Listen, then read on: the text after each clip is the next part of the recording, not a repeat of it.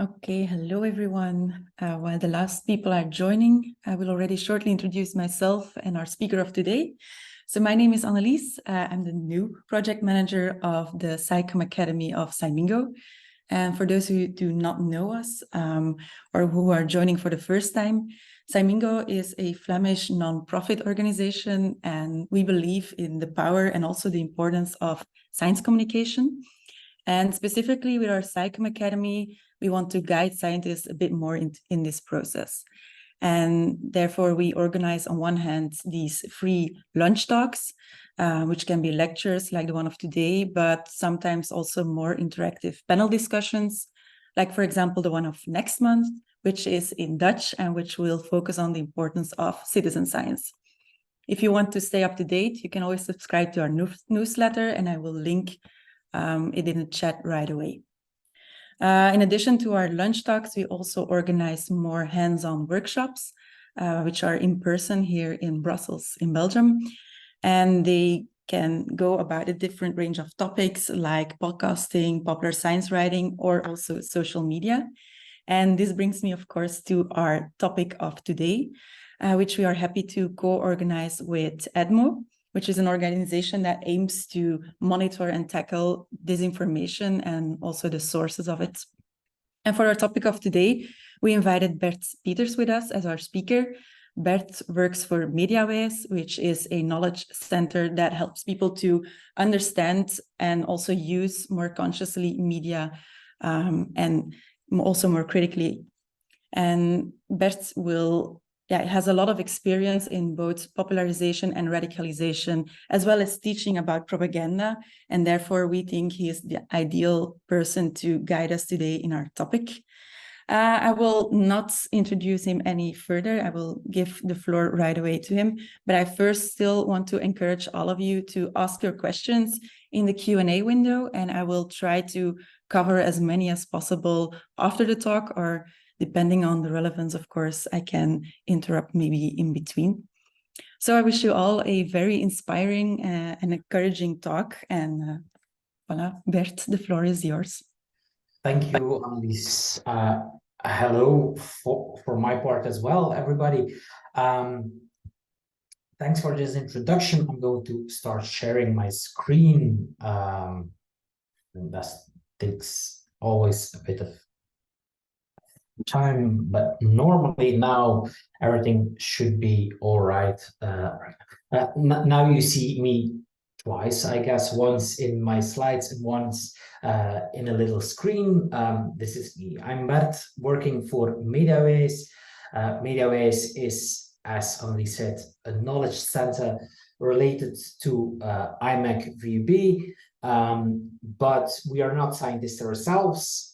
We mostly take the science and communicate about it, translate it into different training programs, different tools, etc.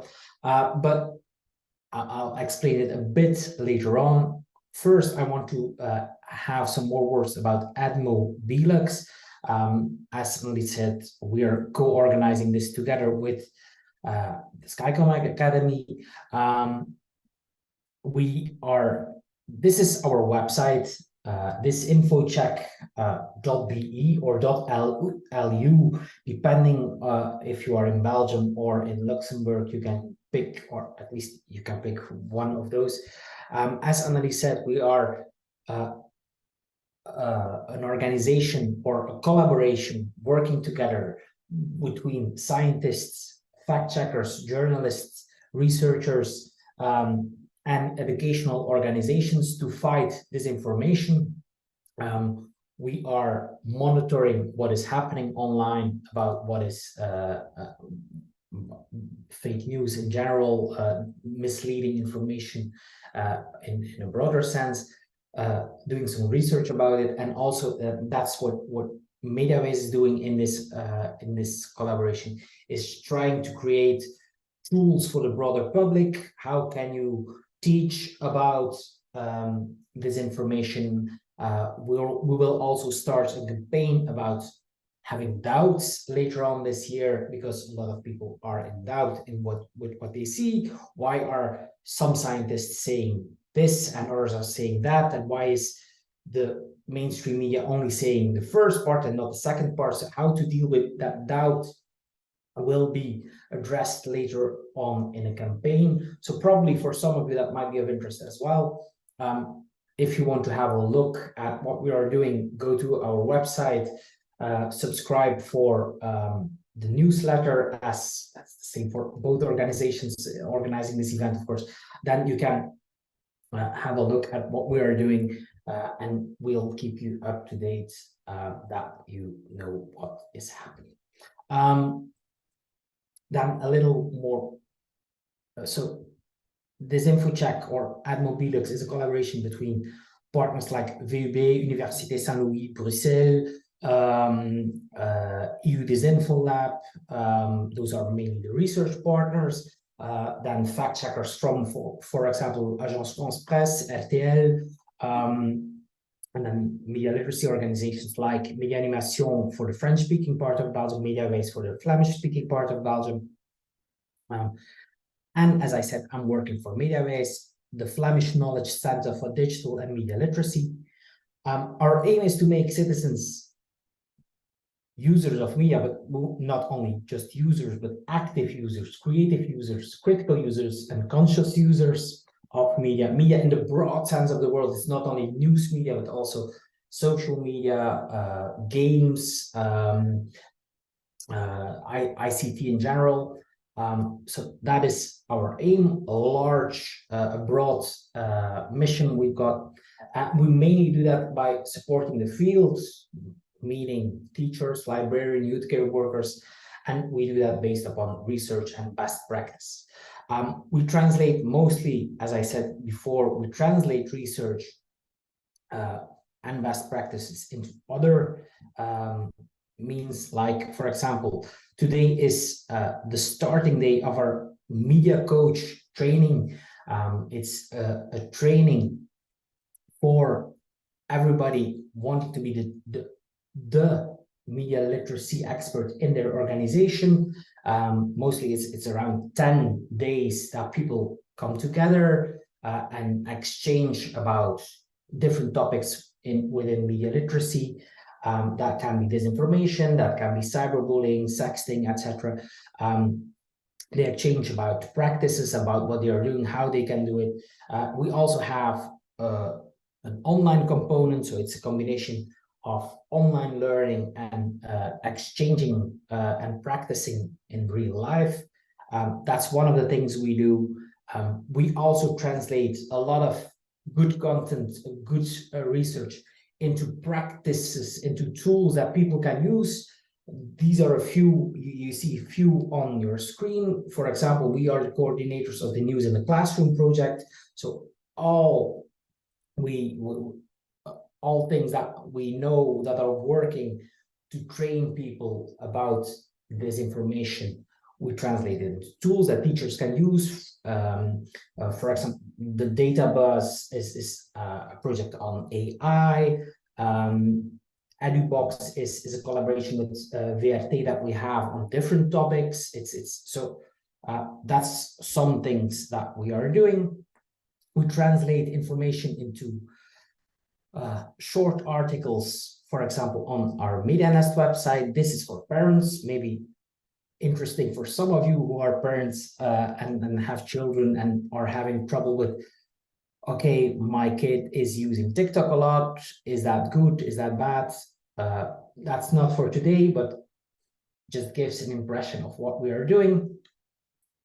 And we also do some campaigns to reach out to the large public on dealing or becoming more media-wise, media literate in general. For example, a few years ago, we coordinated the No Hate campaign in Flanders. No Hate was an international campaign, but we did the Flemish part of it to make people aware that hate speech online existed, that they can react in a certain way. Sometimes it's not that useful to react, etc. But we want to give people a voice in that way. So, and I'm sharing this one specifically because the knowledge we gathered from that project, from that campaign, is mainly is one of the bases for what I'm going to say to you right now. Because we'll be talking about scientists and negativity online. Because a lot of you, I don't know how many of you, but some of you at least receive negativity online. Or maybe some of you are afraid to share things online because you're afraid that people might comment in a bad way, that people will be criticizing you, and that happens, unfortunately. There is also, in some parts, there is some people who are distrusting the science completely. Also, that's a minority, but they are quite all over the place on social media. So Annelies asked some of you, or at least the ones who were registered before last week, got an email from Annelies, and she asked, okay, give me some examples. What negative comments do you receive? So I picked a few, not all of them, but I picked a few. And this is one that was posted. So my company had posted something about a project involving GMOs. And then people shared it on Twitter saying that our taxpayer money is being used to make people sick. So this is maybe not the worst example that you can that you know. I hope most of you don't have a problem with worse examples though, but I'm wondering how would you react on it? What would be a possible possible answer? So I'll ask you to think about it and go to this is a poll everywhere. It's for to be clear, it's completely anonymous, so you can say whatever you want. Nobody will know that it was you. But what would be a good reaction when somebody is complaining in a public tweet, or how do we call it, a public X quote? I don't know. What would be a good reaction on our taxpayer should be used in other ways? We've got the first reaction, and somebody said, well, I won't respond. That might be an option. And a few people are already liking it. So I'm wondering if most of the people say, well, don't respond. I'm wondering, maybe I was hoping that somebody would say something else, but so another person said, well, I'd give a short fact check and then stop responding. So that might be good as well. Yes. Are there any other options to react? I'm wondering if some of you have an opinion about it. I know that some might say, well, I haven't thought about it. Can be possible as well, of course. Block the person. That's an interesting one. That's an interesting one, because that's most of the time not the first thing that is popping up. Anything else? No. That's the problem with lunch lectures, that you don't see the faces of the people. But somebody said, well, I'd go and ask why he or she thinks that GMOs make people sick. So starting a conversation. Somebody said, well, deleting the comment.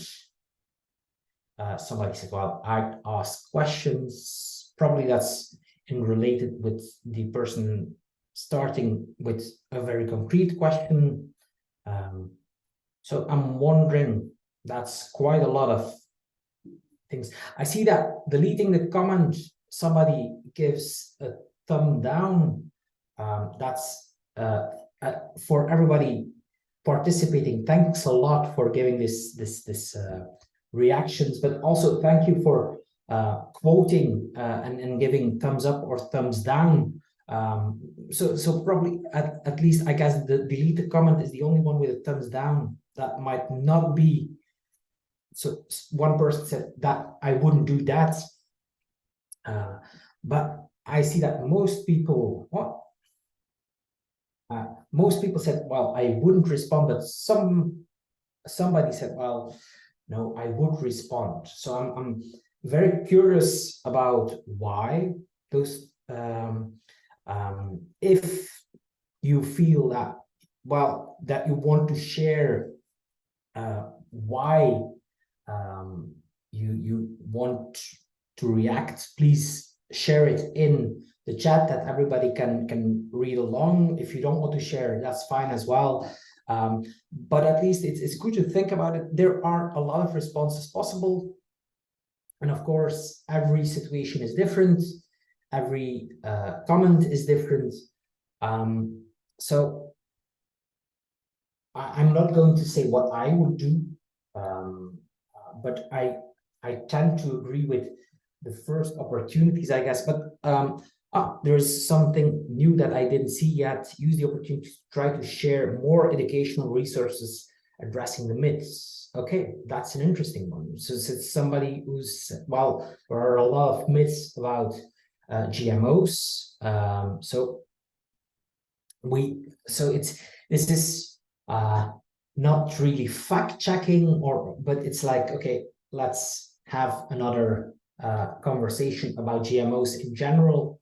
I guess that's about it. I'm going to the next slide. Anyhow, if somebody say, well, I was typing my comment and I really want to share it as well, then please copy paste into the chat. I see that somebody said about deleting. Well, deleting the comment is too risky because I think that people might then talk about freedom of speech that we don't respect. So that's a good. Indeed, I guess that is something that might happen, and then you have a discussion about something else. So it's, I guess that's a fair thing to take into consideration. Thanks a lot. Yes. All right. I guess most of you are already taking preventive measures, because I'm quite sure that most of you are thinking about, okay, I don't want any hate. Hate is already very harsh, but I don't want any negativity. So I guess you are doing some things. So I'm wondering, what preventive measures do you take? And I see that somebody already clicked on it before, or at least on the moment I shared it. So what do you do?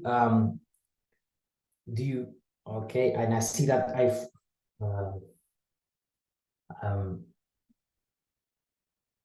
I did take the wrong posts. Normally I wanted to have the votes, now it's the percentages, but that's fine enough as well. So nobody so far is communicating to a closed audience. No other measures that are going to be explained in the chat, but a lot of people think everything through before they write something down. In order to not provoke anyone, or at least they think everything through. Maybe they want to provoke, but not too much. There are some people not mixing professional information on social media, not mixing personal and professional information on social media, and a bit less people are not sharing any professional information on social media at all. So those are the things. No other measures. Thanks for sharing these as well.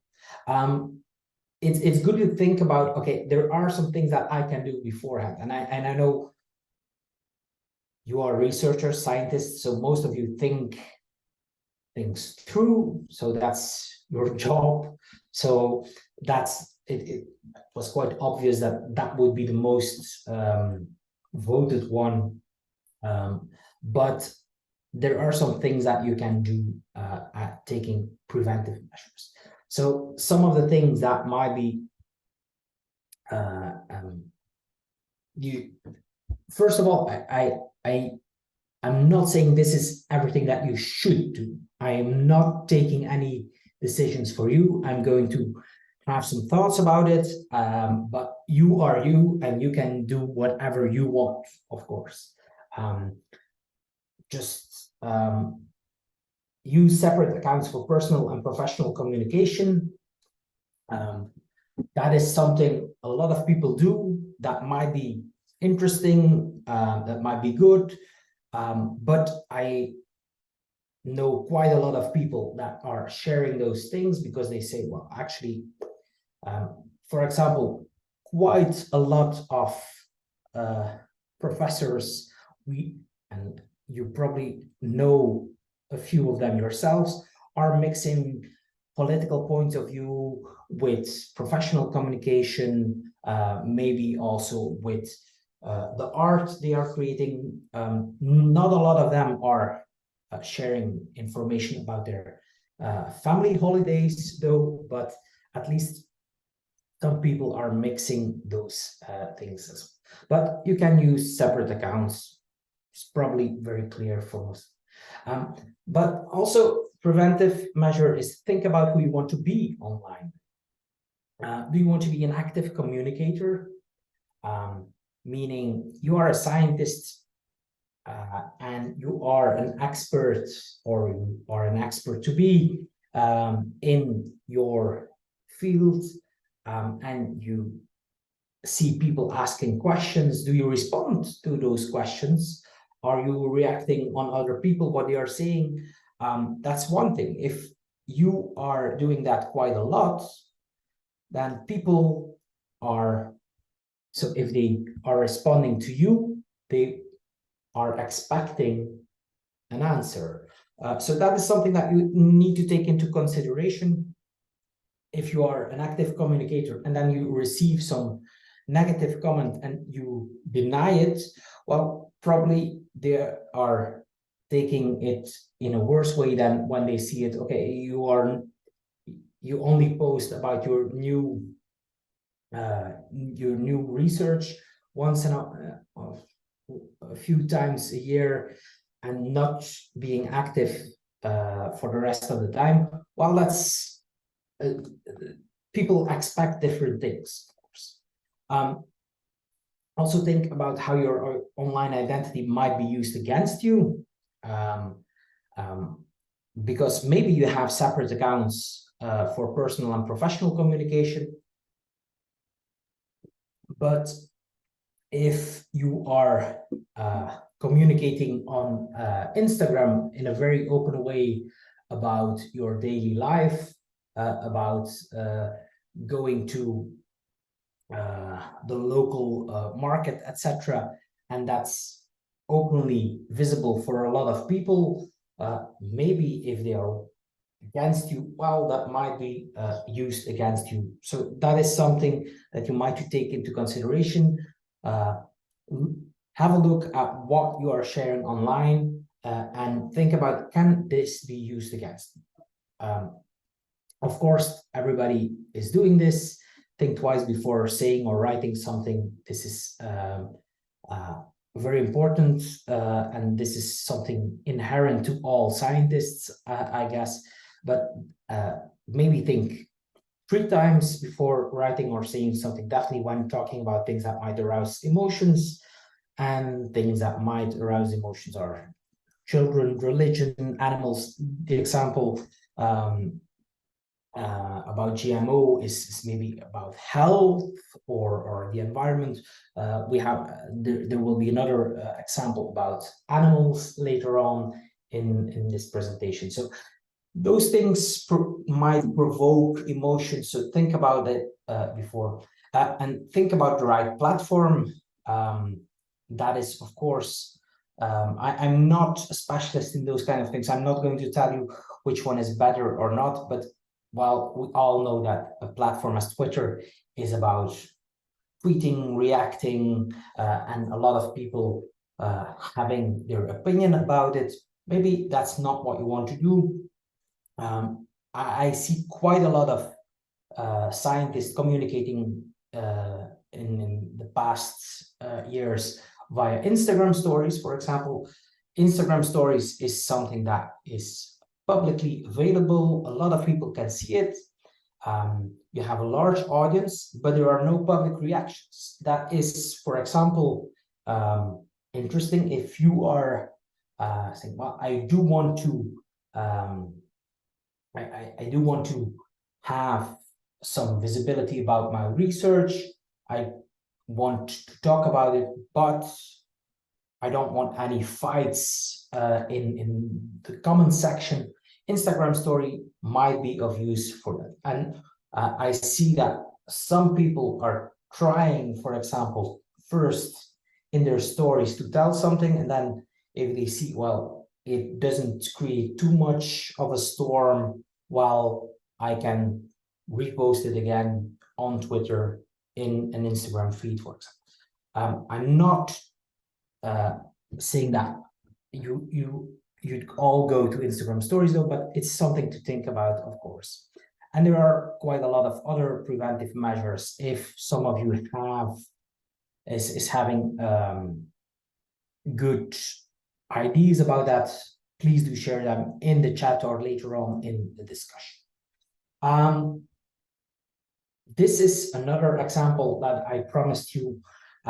Somebody said, well, they came to record a vlog with me, and during that visit, they filmed the mice, among other things. And I am presuming it was about a test with mice, animal testing. I don't know how bad it was though, but I presume this is it's not about killing mice or something in this example, but they filmed the mice, and then of course people then left comments on YouTube about how taxpayer money is being used to mistreat animals. So this is, of course, as I said, this is about animals. People are quite emotional about animals. Not all people, but quite a lot of people are emotional about that. So what could we do about it? Well, of course, somebody said, well, you should never film animals in the margin of your story. You will always lose control of the narrative. Well, I guess that is true. But of course, as I understand what the person is saying, they came to record a vlog with me, and you don't have the control about, you have the control about what you are saying, but not everything that they are filming. So one of the things that I guess the person in the chat is telling, well, you should have the control about what they are filming. That's true, but maybe when it's filmed, ask yourself or ask the people who are sharing the vlog, is it an option to not allow comments, or is it, might it be better to have no comments? That might be a good thing sometimes, maybe not for, and I know some people might say, oh, freedom of expression, that might be true, but the thing is, for your own good, it might be good to have no comments allowed, only the thumbs up and thumbs down, maybe, but that's it. For a few videos that I have been talking about, I've asked for that. So it's sometimes it's not necessary to have that. When possible, take that into consideration. It's a preventive preventive measure that can be taken sometimes. Okay, who are the people with negative reactions? And probably you all know a few, and sometimes it's just concerned citizens, people who are really concerned about, for example, in the last example, about animals and animal rights, and they are concerned. They are not really very angry people, they are not trolls, but maybe just, is testing on animals really necessary? Well, are GMOs really that not dangerous? Those questions are definitely, they are reasonable. So you have reasonable citizens asking reasonable questions, and you have, as a scientist, you have your answers. You have frustrated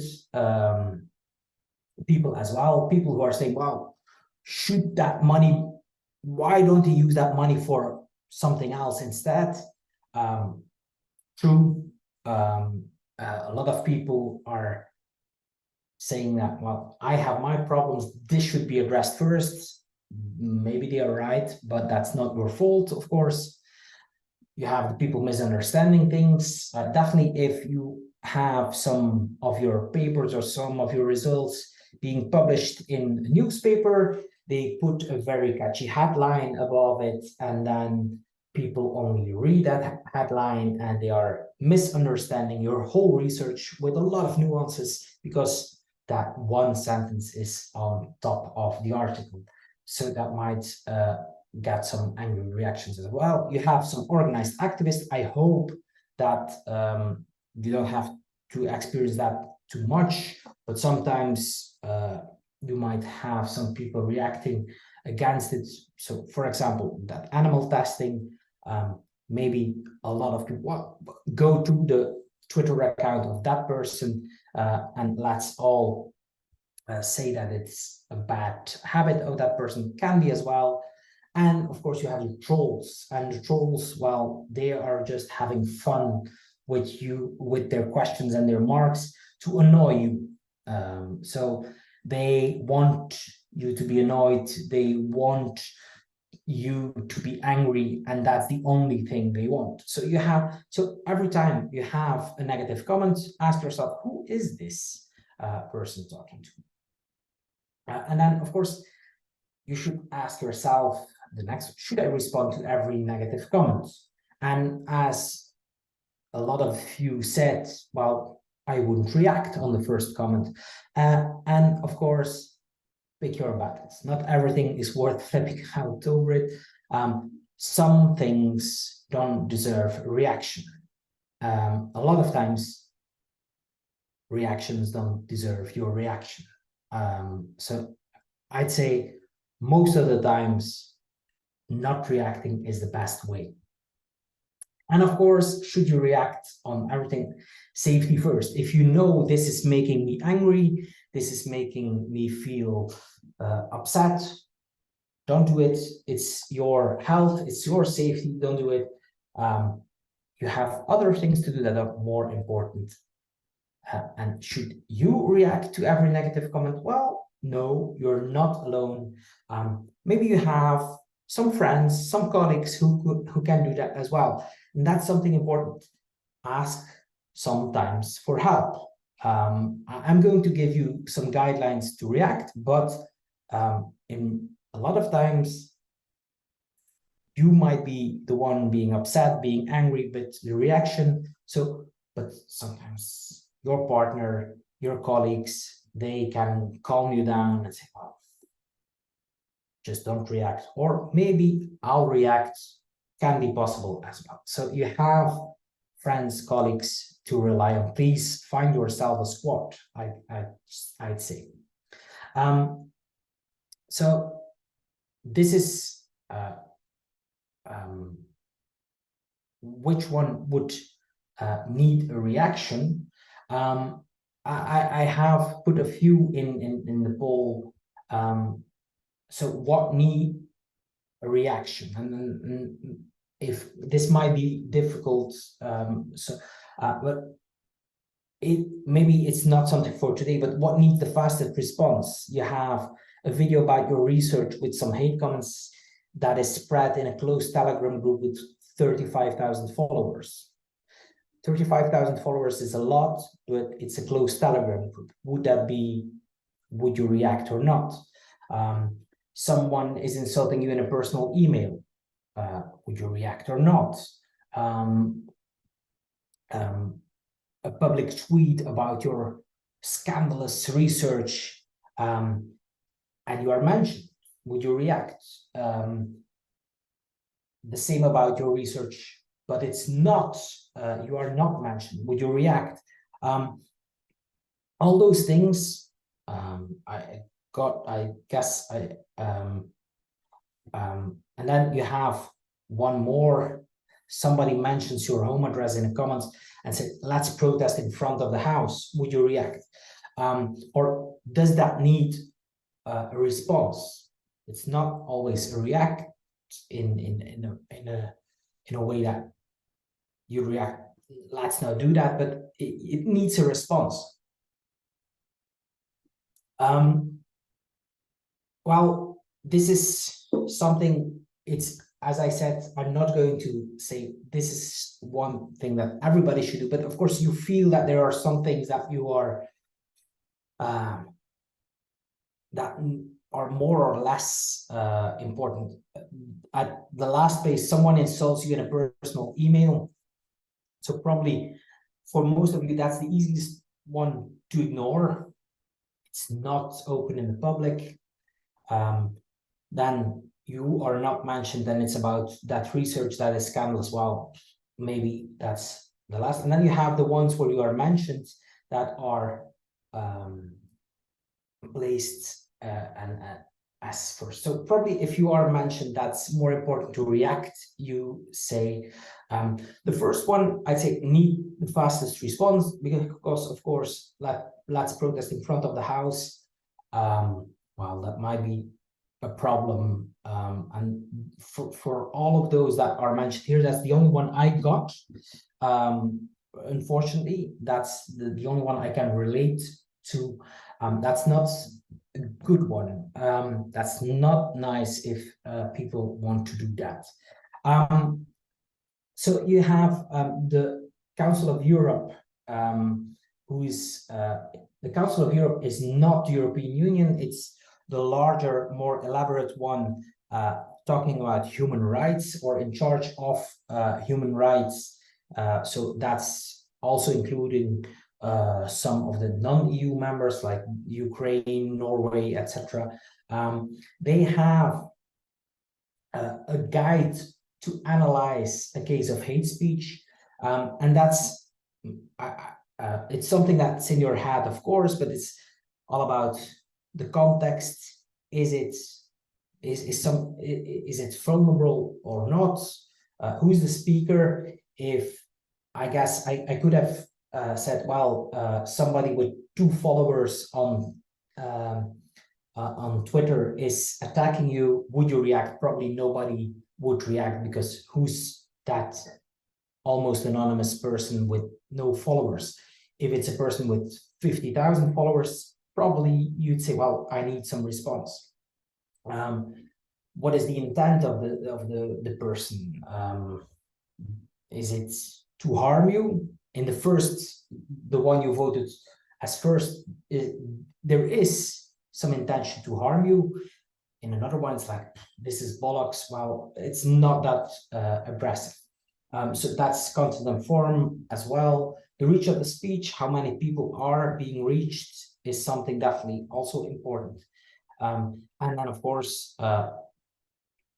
if you take some action, what would be the effects? So that's something that needs to be thought about as well. But of course, it's an interesting one. So I'll share my presentation with Annelies, and probably Annelies will share it later on with the attendees. So you can go over there. They have a very large or a very interesting calculator, how to respond and how to act, taking into consideration all those things. But of course, some people are also trolls. They make you angry. They want you to feel miserable. There is an old internet saying, "Do not feed the trolls." So if you want to react and you see that somebody is a troll and just want to make you angry, do not feed them and just ignore them. So I guess a lot of times you'd ignore them because you say, "Well, I don't want to react. I don't know a good reaction. I don't feel any problems about it." But if it is a troll, even if it is a troll with a lot of followers, do not feed it. Just let it be ignored. Can people just place negative comments? Well, most comments fall under freedom of expression. So yes, if they say, "Well, I don't like people, I don't like it that people test on animals," well, it's their freedom of expression. That's definitely allowed. But what is not allowed are any calls for violence, incitement to hatred. So if a reaction can provoke more hatred, that's not allowed. And anything doxing, and that was the one that you voted first. So doxing is revealing, identifying information about somebody online. So that is definitely forbidden. So that is something that cannot be done. So then there need to be some action. So, okay, let's react. Some guidelines to give some reactions. For those speaking Dutch, it's based, or you can find a short introduction on the website of MediaWijs. It's based upon your research on what should you do to react. I'm going to give a little translation about this for you guys.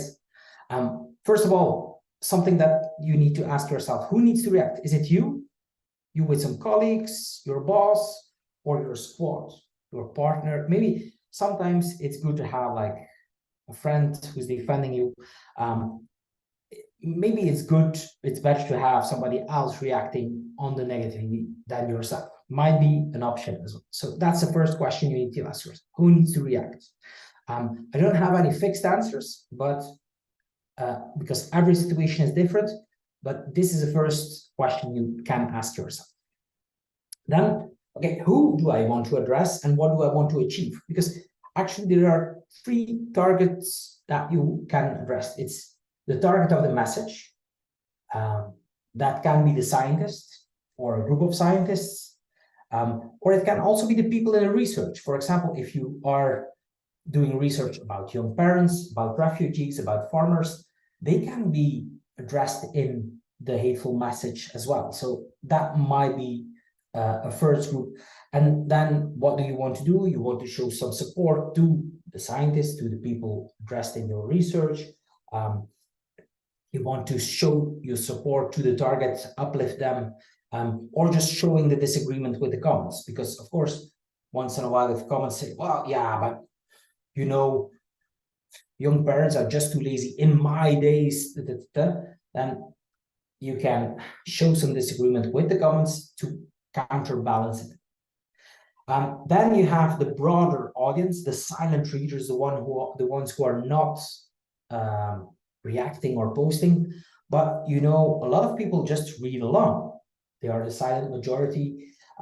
So what do you want to do? Most of the time, it's refuting the inaccuracies. So the fact checks that somebody promoted in the beginning, those are fitting in this one. Explaining to people how it really is, that might be a good thing, or seeking support. So, for example, if there is a lot of negativity about those young parents, you say, well, the thing is that young parents are really, so once they're, after a long period of negative comments, and then you have one positive comments, most of the time, a lot of other people are joining as well, and then you have the counter. Or you can address the hate mongers, the ones who are negative online, and just say, okay, I want to put a stop to hatred or negativity. I want to find out why somebody is sharing the message. That can be an option as well. Trying to understand why somebody is angry or frustrated, or maybe you want to change somebody's mind. No. So what do we know about what is working? Well, actually, the first two target audiences work perfectly fine, or at least not perfectly, but it's helping. So if you are reacting and showing support to the targets, that is working very well, definitely for the mental health of the people being attacked. The broad audience as well, that works very well because a lot of people read along and then they say, okay, but there's a fact check. So yes, it can be helpful. Reacting to the hate mongers, well, I know some people said, I want to understand why they are being so angry about it, but that's not changing a lot. So if you want to address them, well, maybe they're not worth their energy, your energy. How much time? The third question is, how much time can and what do I want to put into it? Because a lot of people say, well, I'd answer with a fact check and then stop responding. That's little time. Okay, very well. But when you start a dialogue, well, be prepared. It can take a while. So I don't have any answers for that, but it's a question you need to ask yourself. Some strategies take more time than others. And what are those strategies? Well, research shows that on the first place, the strategies with support for the victims are working the best. Responding to the broader public are second. And then you have on the third way, it's working as well, but are ones blocking, reporting, they are working less. So one thing, showing empathy is a very interesting strategy. I understand that it seems too dangerous, but so might be a good thing. So you show some empathy, but you make your point. Setting boundaries. For example, I'd love to discuss this topic, but not with somebody who's calling me names.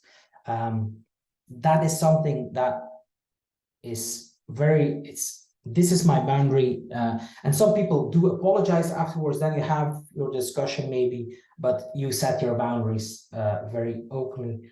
You can search for some dialogue, but choose wisely between a public or a one-on-one dialogue, because of course in a tweet somebody is saying it, and then you have a discussion with that person, but everybody's reading along. Do you want that or not? Maybe it's better to have a WhatsApp conversation one-on-one, or invite somebody for a coffee later on. Can be interesting as well.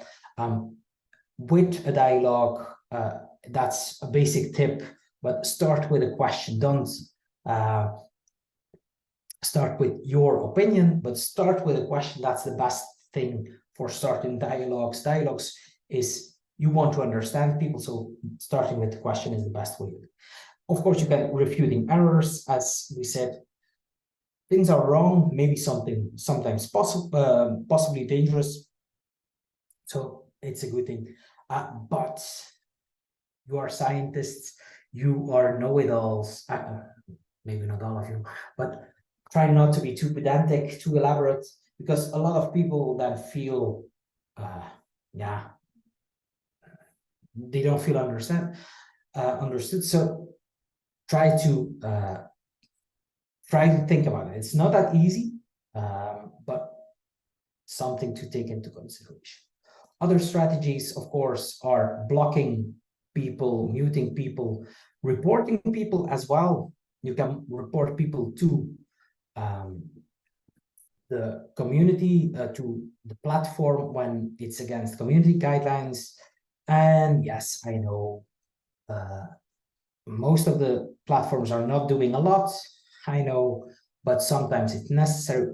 It's better to report when it's really against the law. If it's against the law, take some screenshots, because maybe when it's continuing, then you can use it later on, save it somewhere. If it's really like the doxing incident, when they show your identity or your address, don't hesitate to contact the police if necessary. In Belgium, you need to go to your local police office. So it's not about, there are cybercrime units, but this is not a cybercrime, so you need to go to your local police office in person. Knowing from my own experience. You can expose people. I know that some scientists do that if they got a lot of anger, a lot of hate. Personally, I'm not a fan of it, but sometimes it's useful if community guidelines and reactions over there are not working. But of course, you can ignore, or you can even go offline for a while if needed. If you are in the middle of a storm, just go offline, ask some of your friends to keep an eye on it, but go offline might be a good option. Some things that need to be remembered as well. Every situation is different. As I said, you need to ask yourself those questions, but there's not a one-size-fits-all solution for it. Sorry about that. So you need to rethink it over and over again. Please take into consideration you're dealing with human beings. Even though those people might be rude to you, don't try to be rude again. Some actions, even your, for example, somebody said in the chat, well, if you are blocking people or deleting comments that can make people angry, yes, it can, but it's also take into consideration, should I do that because it's better for my own health, or should I do that because I don't want that angry person to be more angry? So, something important, don't amplify messages you want if you don't want them to get bigger. For example, if you receive a message or somebody is tweeting about your research and you retweet it, you make it bigger, because then the algorithm says, well, okay, this one is being retweeted, so it's pushed. So it's not the best thing to do. So, or reacting under a message, gives it more credibility in the algorithms. If you don't want to do that, just don't take that into consideration. And of course, remember your safety first, and you have your squad, or at least ask yourself, who is in my squad from today on? Who can I ask? Who are the ones, okay, that I can ask for help if I need some help by answering or reacting on some of the negativity online?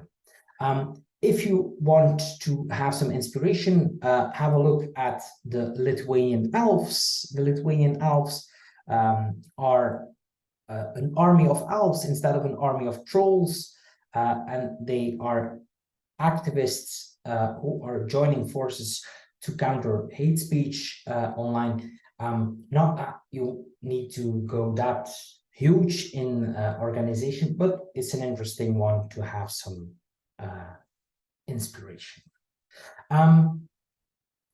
If I tell this to younger people, we do that sometimes in our News in the Classroom project, then we ask, okay, now let's create an algorithm to decide whether you need to react on hateful reactions or not. And we got that inspiration from Sheldon Cooper, the great Sheldon Cooper, who has got his algorithm on how to begin a friendship. So it's what questions do you need to ask yourself to do so. It's a very interesting exercise. If you want to do it, please do, and send me your answers, but I don't, it's not something that I ask you, I really ask you, but it's for yourself.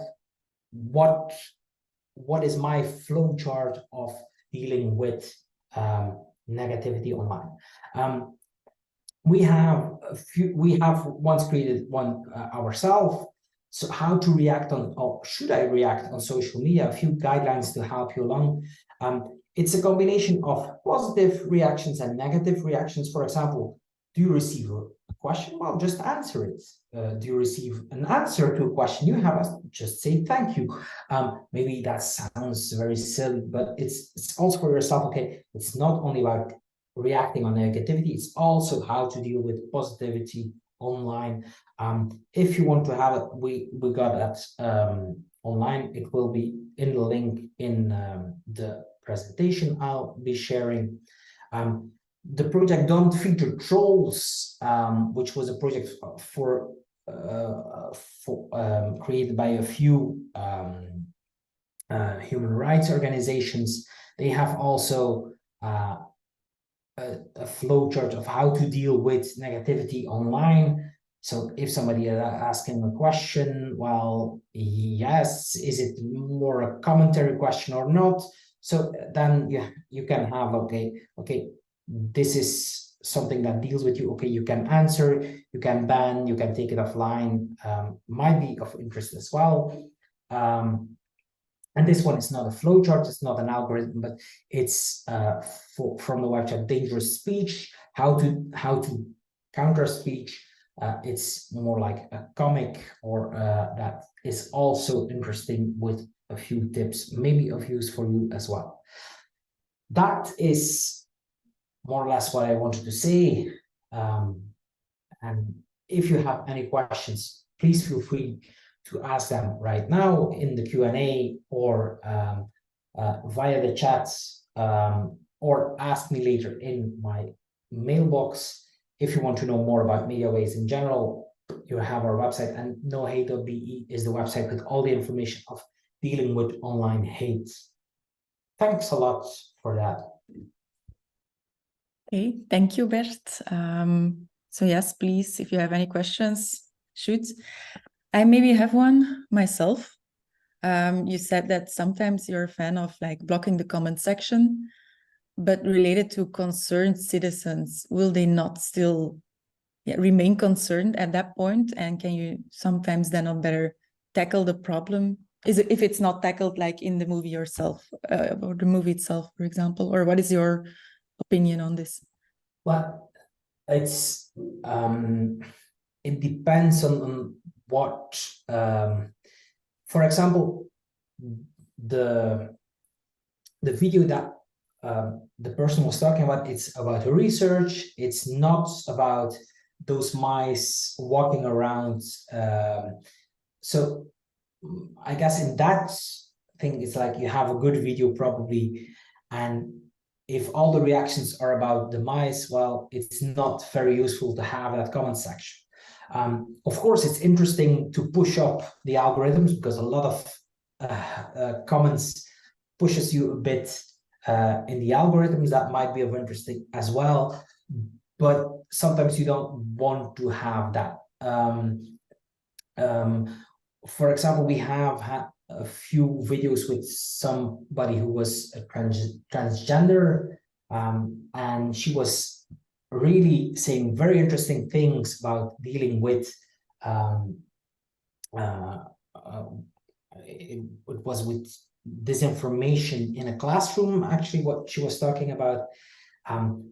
And we thought, well, actually, this is a transgender who is also quite activist, but the things she was saying was from an educational perspective. We don't want the reactions about the transgender.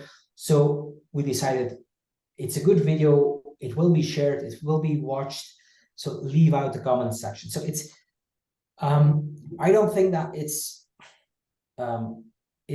my video in that it's the video of your organization. You are the ones deciding if it can be used, shared. If people want to comment, they will find some places online, because they can share it on Twitter and then share their opinion as well. So it's, of course, it's up to you, but I guess once in a while it's a good decision to not allow any comments. Yes, I understand. Okay, I don't think there are any new questions popping up now, but of course they can contact you or me still, and I will forward anything else to you. But I found it very useful, and thank you for these insights. Certainly some food for thought for many of us, I believe.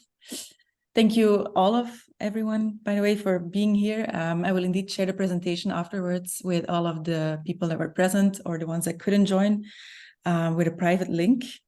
And I will still share, of course, also our newsletter and the link to our next lunch talk in the chat. So I hope to see many of you there or on another occasion. Thank you once more, and I wish you a very pleasant afternoon. And goodbye. And for all of you thanking us, because it's in the host and panelist chat, thank you. It's very pleasant to read those things. Thanks a lot. Bye-bye.